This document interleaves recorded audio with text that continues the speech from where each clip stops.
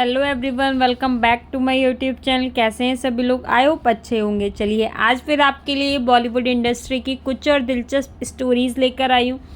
I hope आपको पसंद आए। जब रेखा ने किए थे खुद से जुड़े एक के बाद एक कई बड़े खुलासे, कहा था मैं एक बदनाम एक्ट्रेस हूँ।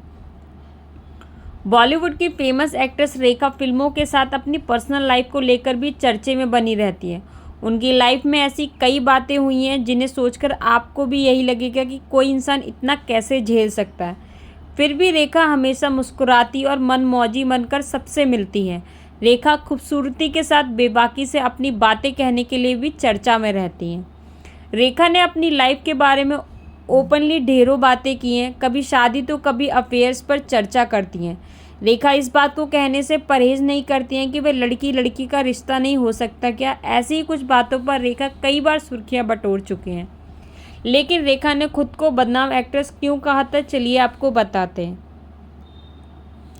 लेखक यासिर उस्मान ने रेखा द अनटोल्ड स्टोरी नाम की एक बायोग्राफी किताब लिखी थी। उन्होंने उस दौरान एक्ट्रेस रेखा का इंटरव्यू लिया था, जिसमें रेखा ने अपनी लाइफ की ढेरों बातें उनके साथ शेयर की थी। रेखा की उस बायोग्राफी में सब कुछ लिखा है और उसी में उनके अफेयर, शादी और प्रेगनेंसी को लेकर भी बातें लिखी हैं। रेखा द अनटोल्ड स्टोरी के मुताबिक रेखा ने कहा था, फिल्म इंडस्ट्री में भले ही मेरा बहुत नाम हो, लेकिन सच ये है कि मेरी लाइफ इतनी भी ठीक नहीं रही। मैं सिर्फ एक एक्ट्रेस नहीं हूँ, बल्कि मैं एक बदनाम एक्ट्रेस हूँ जिसका पास बहुत ख़राब रहा है। मैंने प्यार भी किया, शादी भी की, लेकिन कभी माँ नहीं बन सकी, क्योंकि ये सिर्फ एक संयोग है कि मैं अब तक प्रेग्नेंट नहीं हुई। फिर भी मुझे लाइफ से कोई शिकवा नहीं है और उन्हें सब कुछ मंजूर है। रेखा हर बात को बेबाकी से कहना पसंद करती है और उनका यही अंदाज उनके फैंस को हमेशा पसंद आता है। रेखा और विनोद मेहरा की शादी के चर्चे खूब रहे थे, लेकिन रेखा ने इस बात को कभी स्वीकार नहीं किया। अमिताभ बच्चन के साथ भी रेखा का काफ़ी समय तक अफेयर रहा था, जिसे रेखा ने सिमी ग्रेवाल के शो में खुलकर एक्सेप्ट किया था।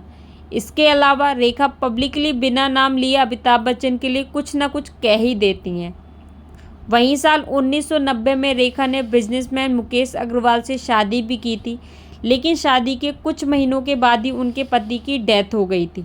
रेखा ने उसके बाद शादी नहीं की और आज भी अकेले हैं। रेखा के साथ फरजाना नाम की एक मैनेजर है जो सालों से उनके सुख दुख की साथी हैं और उनका ख्याल रखती है।